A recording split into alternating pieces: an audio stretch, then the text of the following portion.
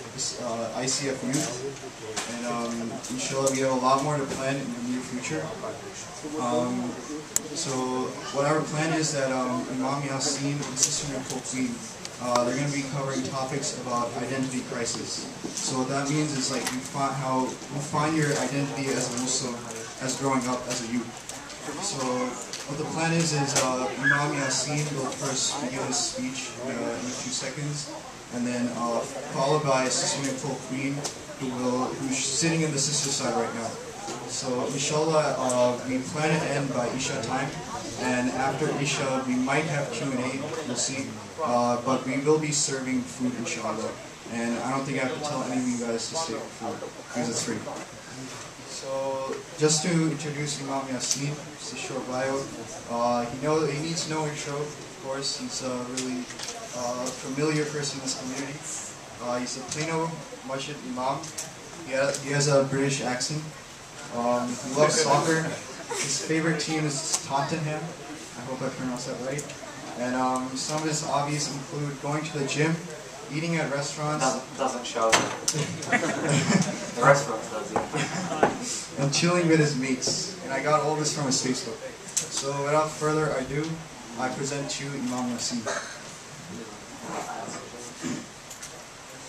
بسم الله الرحمن الرحيم الحمد لله رب العالمين والصلاة والسلام على أشرف الأنبياء والمرسلين وعلى آله الطاهرين الطيبين وعلى أصحابه ومن تبعهم بإحسان إلى يوم الدين أما بعد فأعوذ بالله من الشيطان الرجيم بسم الله الرحمن الرحيم يا أيها الذين آمنوا اتقوا الله وكونوا مع الصادقين وقال تعالى فإذا عزمت فتوكل على الله إن الله يحب المتوكلين ولا تهنوا ولا تحزنوا وأنتم الأعلون إن كنتم مؤمنين صدق الله العظيم.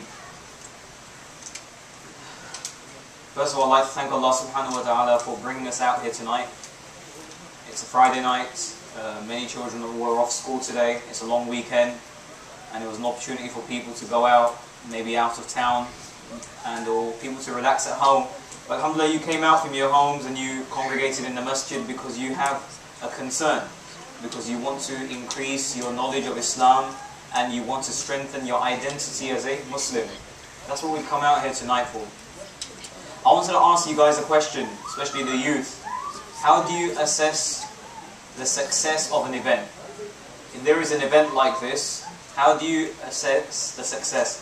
How would you go back and say, that was a successful event?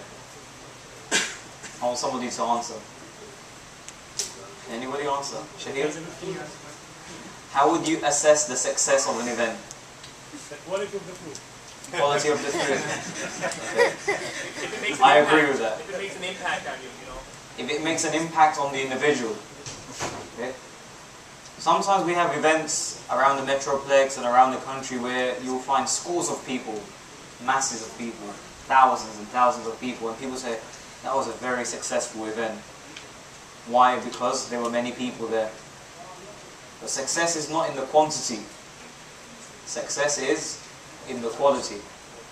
What you take back and what you implicate and what you practice, what you bring into your life, the changes that you notice, the increasement in your faith, the increasement in your action, that will determine the success of an event. So if you go back from here tonight and you've learned something new and it's increased your iman and it's strengthened your identity as a Muslim, then tonight's event has been successful for you.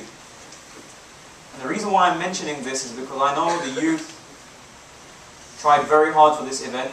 They campaign and they advertise, and alhamdulillah, it's very encouraging to see lots of people coming out here tonight. So let's be positive. It's a great turnout. Allah subhanahu wa ta'ala doesn't always look at quantity, but it's the quality. In Surah Al-Baqarah, Allah says, كَم مِّن فِئَةٍ قَلِيلَةٍ غَلَبَتْ فِئَةً كَثِيرَةً بِإِذْنِ اللَّهِ. There were many small armies that overpowered big armies because of the permission of Allah. So it's really important that you guys came out here tonight. And you came out here with a concern. So I'm going to ask you guys a question again. The title of today's program, which is somewhat very, very cheesy. Who's heard that song before? Nobody wants to say yes? What song? That was a catch-22. But that was a trick question. You weren't supposed to hear the song. And listening to music like that is haram in Islam. Okay? So that was a trick question. Anyway, let me ask you guys another question. Why are you here tonight? Can somebody answer me why they're here tonight? Why are you here? To increase our knowledge in Islam. To increase knowledge of in Islam. MashaAllah. So who are you? My name is Who are you? What's your identity? I'm Muslim. He's a Muslim. Okay, good. I'm going to ask all the youth here today, what are you? If somebody asks you, what are you? What's your identity? Do you say I am Desi, or I am Arab, or I am American, or what's your response when somebody asks you what you are? Muslim. You're a Muslim. Yes, granted, we all belong to different cultures. Our parents came from different countries, and we all came together here in the melting pot, United States of America. And most of you call yourself Americans, and people that become naturalized citizens will also call themselves American, and they will take the pledge of allegiance, and they will swear the oath and everything, right? But your first identity is as a Muslim. That doesn't change. Your culture might change. If you're Desi and you come to America, you become somewhat Americanized, right? Remember like the uncles that try to be cool? Okay, the uncles that try to be cool, they become slightly Americanized. Does that happen or not? Have you ever noticed your dad trying to say something cool and it doesn't come up, and it doesn't come out right? It happens, right? Okay, because they're trying to change, they're trying to acclimatize, right? Okay. So your identity is Muslim. Islam doesn't change anywhere you go. So if you were born in India and you came to America, or you were born in Palestine or Jordan and you moved to America, your culture might change slightly, your thinking might change, your mentality might change, right? It's possible. But Islam never changes. Islam will always be the same.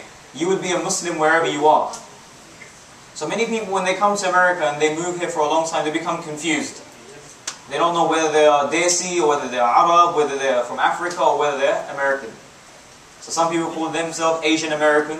Some people call themselves Chicanos. Is it Chicano? Right? Mexican and Hispanic at the same, Hispanic and American. And then the Desis call themselves what? I don't know. ABCDs. Right? American born confused Desis. So people are confused. There's some confusion. Right? Okay. But when it comes to Islam, there's no confusion. Each one of us identifies as a Muslim. Each one of us identifies as a Muslim. When we go into the school system, we go to school every day. If somebody asks you, what are you? Your first response should be, I'm a Muslim. First response should be, I'm a Muslim.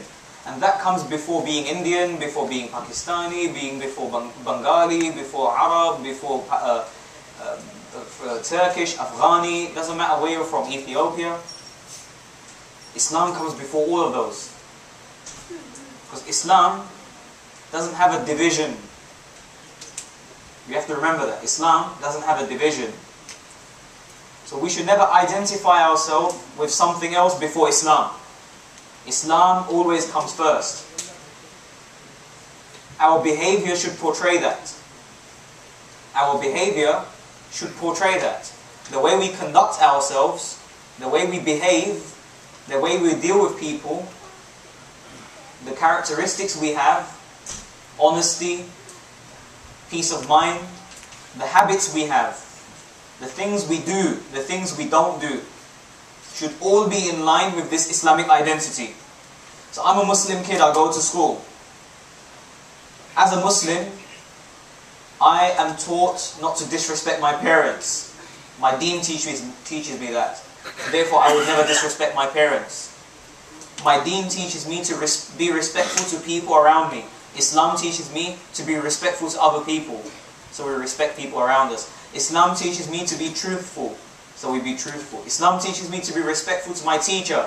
So you be respectful to your teacher in school. Islam teaches me to pray 5 times a day. So you pray even when you're at school. Islam teaches me to stay away from certain acts. Islam teaches me that I should avoid profanity in my language. So you don't curse, you don't swear. Islam teaches me to speak with respect. So you speak with respect. Islam teaches me never to lie. So we speak with honesty. Islam teaches me that I cannot date.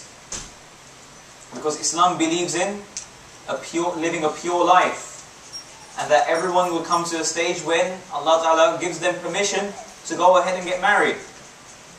If you sacrifice something now, Allah will give you something better later on. This is what Islam tells us. Okay? So as a Muslim, I stay away from dating. Islam tells me as a girl, Islam tells her, I wear hijab and I dress modestly. Islam teaches us as boys to act with modesty. Not to look into the eyes of a female. Not to speak unnecessarily and to make unnecessary friends. So you act like a Muslim, you behave like a Muslim. We can't live double lives. Behave like a Muslim when we come home, behave like a Muslim when we're in the masjid, and behave like somebody else when we're outside. This is a two-faced person. And it shows that the person is very confused and he is suffering from an identity crisis. Now let me ask you the question. Majority of the Muslim youth, which category do you find them in today? Do you find them in the strong Muslim, strong identity category? Or do you find them in that category where they are confused and they act differently in different crowds?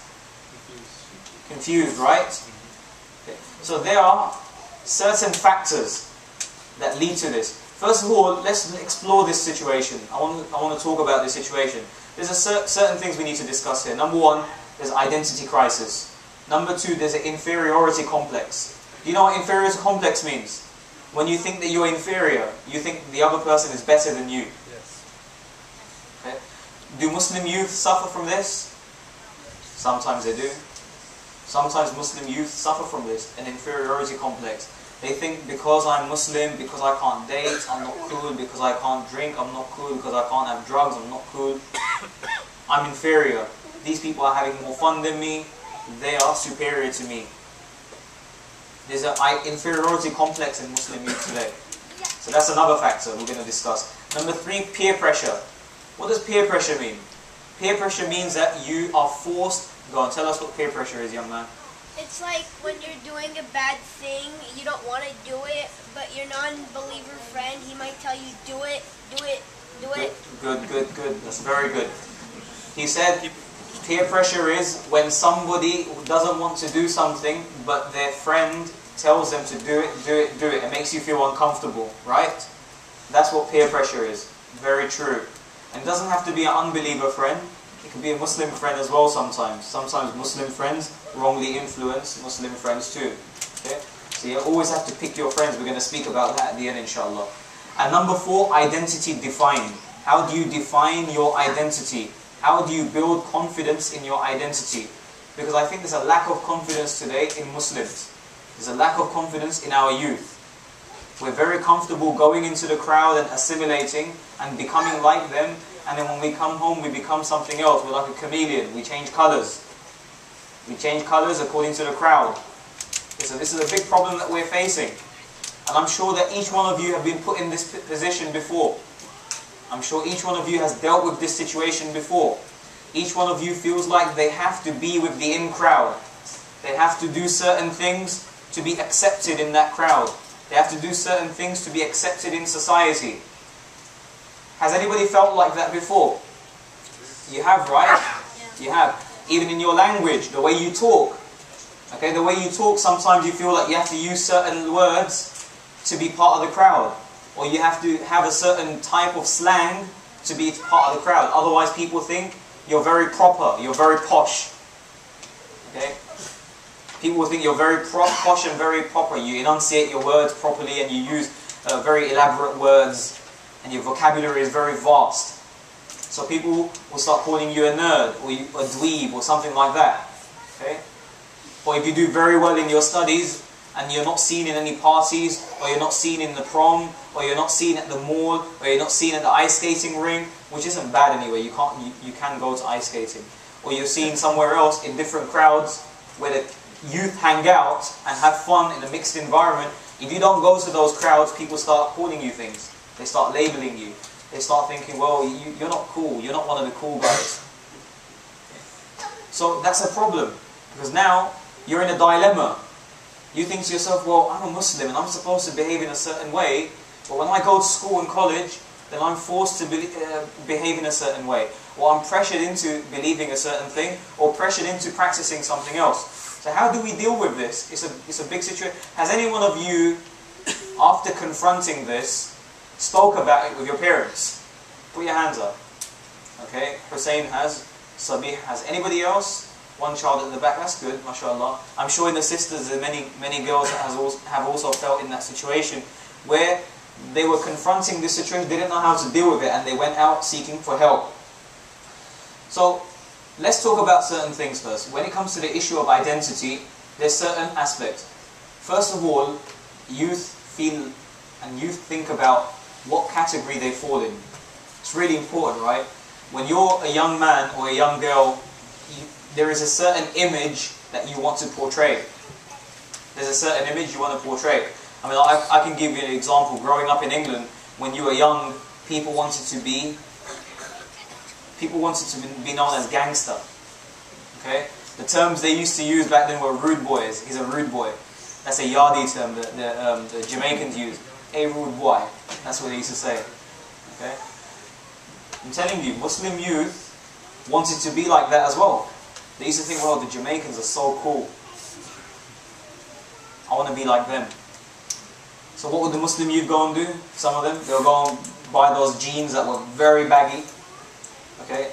That go halfway down your backside. Those jeans. But at the end of the day, you're still a Desi and a Muslim. Doesn't matter what you wear, you're always going to be Desi and you're always going to be Muslim. Just by wearing those jeans, nobody's going to start respecting you more. Nobody's going to think, oh, he's a rude boy, he's wearing those jeans. That's a false image. It's a false idea. People are not going to start accepting you just because you wear a pair of jeans. But that was a sort of image people grew up with in those days. People want to be recognized as rude boys. Okay? Gangster. That's a term you guys use now, right? Okay? So, this is a problem. So, one of the reasons for identity crisis, when a person has a crisis in their identity, is because they don't know what category they're going to fall in. Or they keep asking themselves, which category shall I fall in? Which category do I belong to? Okay. The second one, who do I belong to? Number 3, how should I dress? And number 4, how should I talk? Okay. These are issues with identity. When you go to school, if you're from a good family, and you were taught to speak nicely, and you were taught to speak, and then I used to see real gangsters. The road right next to my house was known as Murder Mile, because there were so many murders committed there. So we grew up seeing real, when you see people in Plano in these nice preppy suburbs trying to be gangster with their jeans and their low cut, their jeans being all halfway down their backside, it doesn't really work well. But anyway, the surroundings you grow up in always has an impact on your identity. And also another factor that leads to an identity or the identity crisis is being in the in crowd. There's always there's a clique in school. In every school there's this clique, there's this group that everybody wants to be a part of. Okay, they're known as, because they're all like really, some of them might be really rich, some of them have a lot of money, they might have a car, they might wear good clothes, they might have some swag, some style, and they might get a lot of attention from the opposite gender, right? So everybody ascribes to that. So that's one of the factors that lead to an identity crisis. Because now you start questioning yourself, well, what do I have to do to be like that? How do I fit in? How do I assimilate? How do I ascribe to that? So that's a problem as well. Now, why do youth change their identity? Can anyone tell me why youth change their identity? Why is it that sometimes we behave in a certain way? In Ramadan we become so holy, we come to the masjid, we become so close to Allah, we feel so strong about Islam. And I'm telling you, alhamdulillah, a lot of our youth do feel strongly about Islam. They do. They have a strong faith. But when they go into school or college, then they get affected by the environment. Why is that? Why are there issues about identity? Why do youth change their identity? Number 1, because they have a feeling and desire to be accepted. Everyone wants to be accepted, right? Yep. Nobody wants rejection. Everybody wants to feel like people like them. Do you ever want to go to a place where you feel like I'm unwanted? Do you ever go to a place where you feel like If you went to a place where people didn't like you, what would you do? Immediately you would leave, right? You wouldn't feel comfortable there. So this is one of the reasons why you've changed your identity. I'm just going through the psychology of this, why certain things are happening, why you find yourself in certain predicaments, why you find yourself in certain situations. Number one, the feeling and desire to be accepted. Number two, society's influence on its norms not being in line with the norms of Islam. Okay? So basically, sometimes youth, Muslim youth, change their identity because the norms in society are not in line with the norms of Islam. So say for example, when you reach high school, there's a certain image that you have to live up to.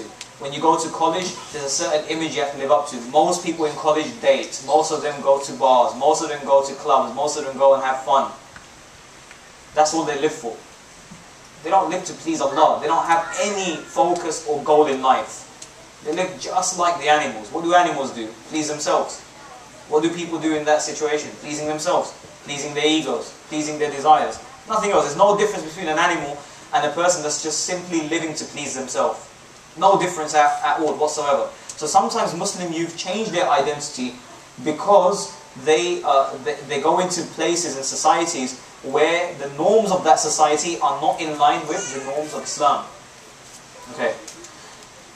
Another reason why youth change their identity is a lack of acceptance anywhere else, because they feel like, okay, if I'm not going to be desired in college, if I'm not accepted in college, where am I going to be accepted? Does that happen sometimes? You feel like, where am I going to be accepted? That's where the masjid plays a role.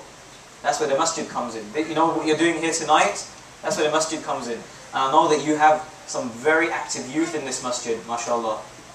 I'm not going to name them, but I know that there are some very, very active youth in the masjid that try very hard to get programs going on. And you have to support them with your presence. Youth, this is my message to you. You have to support them with your presence. And I'm sure every single one of you has many friends outside. You have to bring your friends along. They're going to be accepted here. The masjid is open for them. Masjid is for them. This is your masjid. If you feel like you're not going to be accepted in the college crowd or the high school crowd, you're always going to be accepted here. Always. This is your comfort zone. Remember that. This is your comfort zone. This is your second home. This is your spiritual home. Just remember that, inshallah. Okay? Number 4, reason why Muslim youth change their identity is peer pressure. Okay. Why do Muslim youth have an inferiority complex? Why is it that sometimes Muslim youth feel like I'm not good enough? Well, number 1, because of lack of faith. Lack of iman. If you had strong faith in Allah subhanahu wa ta'ala, you would know that Allah has made you the best of creation. Do you know Muslim youth, I'm telling you here today, Allah has made you the best of creation. You know Allah has made you the leaders of the best of creation. Allah tells us this in the Quran, that you are the best of people. Why are Muslims the best of people? Because we are here to benefit others. Allah sent us to benefit others. Because we don't keep this faith to ourselves, we share it with people. So we need to strengthen our faith in Allah and in Prophet ﷺ and in the Day of Judgment. If we strengthen our faith in Allah, how are we going to strengthen our faith in Allah? By learning more about Islam, by attending the masjid more, by attending classes, by attending halaqat. Anything that you want to do requires time and effort and education.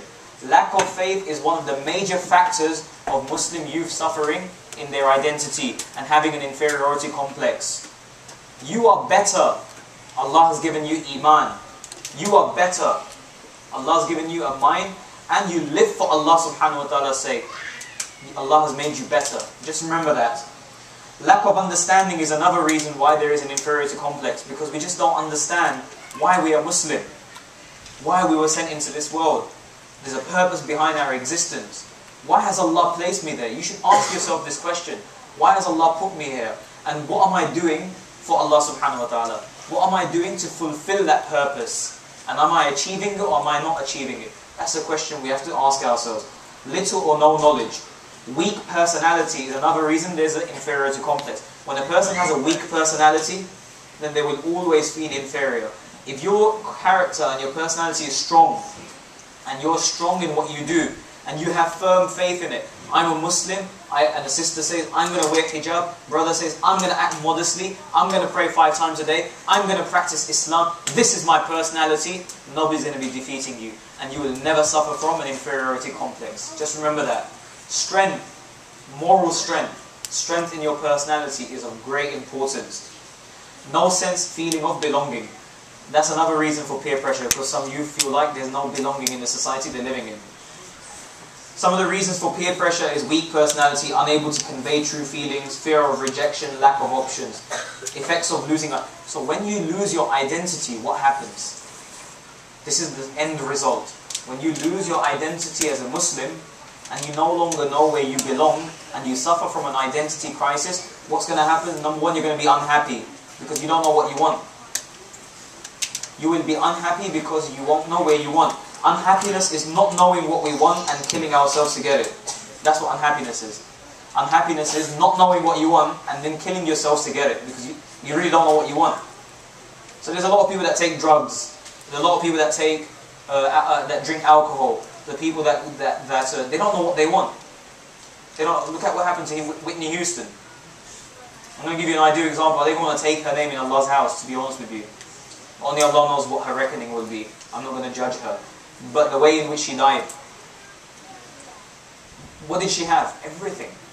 Right? She had money, she had fame, she had name, everything she had. Did she not have everything?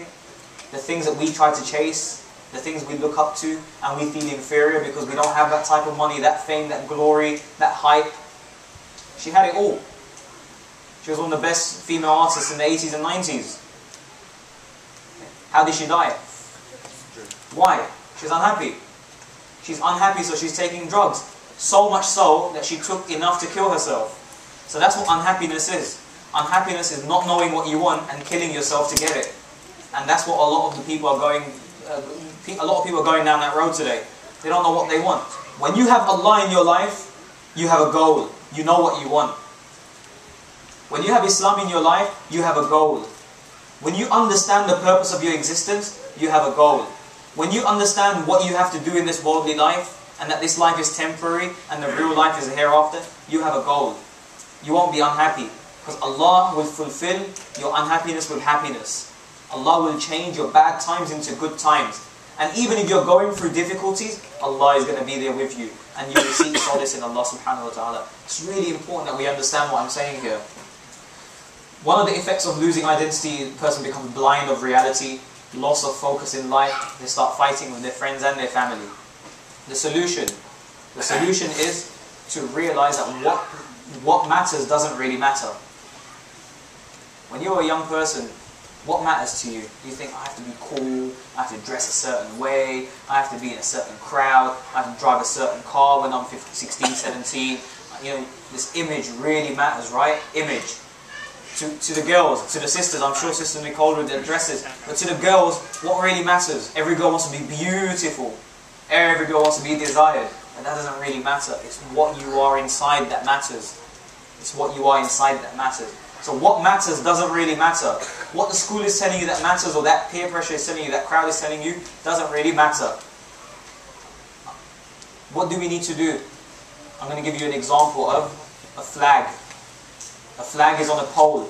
When the wind blows, what happens to the flag? It goes in different directions. What happens to the pole? It shakes. Stays straight. What do you need to be, the flag or the pole? You need to be the pole.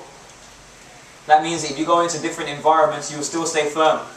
You won't be like the flag that just conforms to the different environments, just adapts to different environments. You have to be the pole and not the flag. You have to ask yourself the question, am I compromising my faith in doing this action? Am I compromising my salah? Am I compromising my identity? Am I compromising my modesty? Am I compromising my upbringing? That's the question we have to ask ourselves when we're in this situation. You have to say loud and clear, I will be your friend, but I will never compromise my faith. I will be your friend, but I will never compromise my faith. Okay? What are the solutions? I'm going to very quickly, this speech is a very long one, very quickly. Solutions are to define your beliefs and guidelines. What is your belief? I'm a Muslim. What are your guidelines? I live by Islam. Define them early and stick to them. Don't be a weak Muslim. Allah subhanahu wa ta'ala loves a strong believer more than a weak believer. Establish your personality. My personality is that I'm going to be chaste, pure, modest, respectful, honest. That's going to be my personality. And nobody's going to change it. Establish it early. And don't bend them or compromise them for anyone.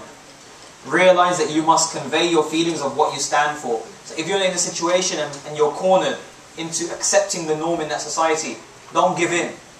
Don't give in to that. Realize that you must convey your feelings and what you stand for.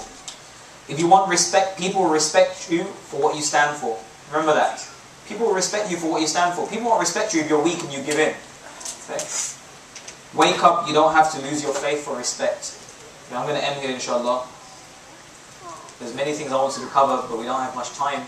May Allah subhanahu wa ta'ala give us all the ability to understand this. There's a lot of youth here tonight, and I'm inshallah sure that many of you have faced this situation of peer pressure, identity crisis, wanting to be part of society, part of the norm, but you are different, you are better. Allah's given you a mind that's better than that, inshallah. May Allah ta'ala give us all the ability to be strong Muslims, to preserve our identity. May Allah protect our identity. And may Allah give us growth in our iman, growth to this masjid, inshallah. This is our prayer, and this masjid grows leaps and bounds, inshallah. Wa akhiru da'wana alhamdulillahi rabbil alameen.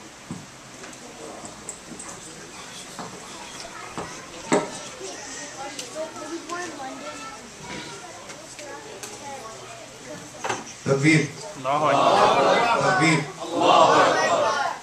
MashaAllah, it was a really inspirational speech by Imam Yaseen, and I thank you greatly for coming out here and doing conducting a speech.